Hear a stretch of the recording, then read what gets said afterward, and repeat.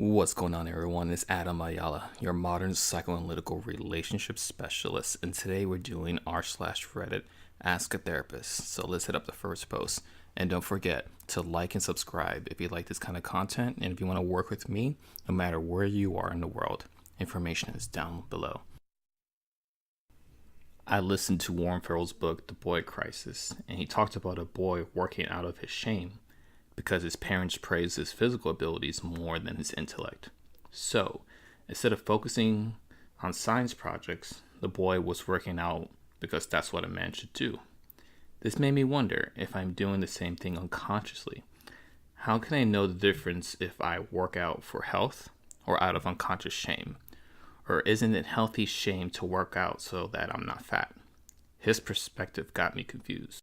Well, Redditor, I'm going to tell you straightforward that I don't know for sure and I can't answer this question for you directly, but I can give you some tools on understanding what shame is and what guilt is and what the unconscious is to give you the ability to figure this out yourself. So in psychoanalysis, shame comes from the tension between the ego, so let's say our conscious self, for just to be easy, and our ego ideal, and the ego ideal is who we believe we should be.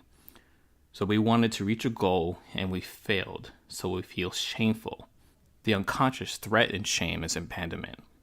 Guilt emerges when the superego boundary, so say our morals, are breached.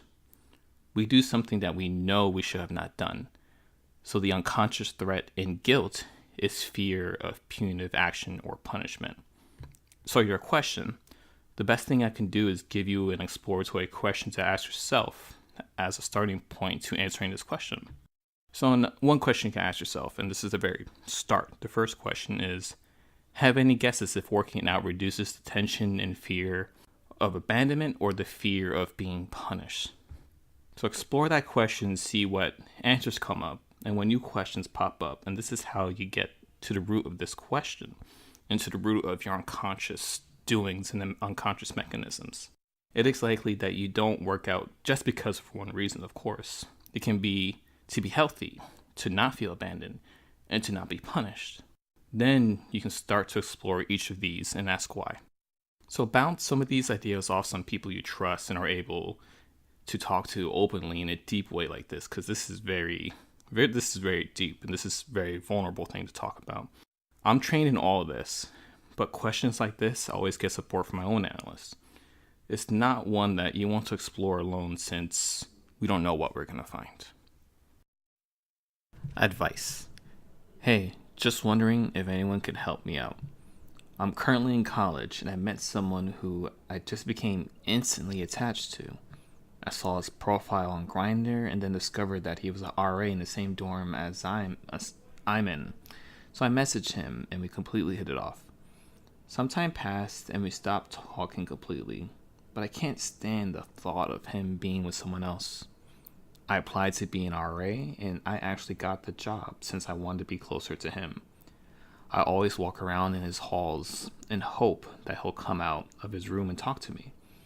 Always park right next to his car, and I even requested to be an RA in the floor right below him so I can hear what he's up to every day. It's gotten to the point where I've memorized his class schedule so I know where he is every day. This is very unlike me and it's never happened before. Should I seek help or should I just ignore the issue and forget about him in general? I know how this sounds, but I can't understand why I feel this way. Infatuation happens, especially in college. You mentioned that these behaviors are unlike you, so it'd probably be good to go and take a step back from this.